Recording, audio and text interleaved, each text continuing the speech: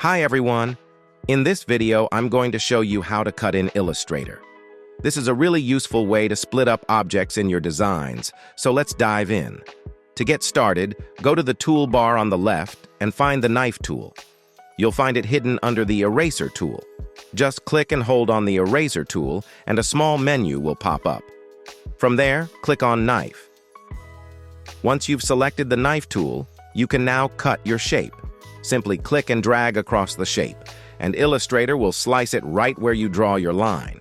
If you have a stroke applied to the shape, you'll clearly see how it divides into multiple pieces. Now, by default, the knife tool creates freehand, curved cuts. But if you want to make straight cuts, here's what you do. Hold down the Alt key while dragging, and it will create a nice straight line. You can also combine that with the Shift key to lock your cut to 45-degree angles. This makes it super easy to create perfectly vertical, horizontal, or diagonal cuts.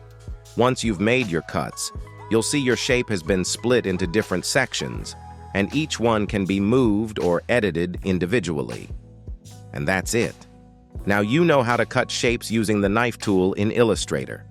If this video helped, support us with a like and share your questions and thoughts in the comments below.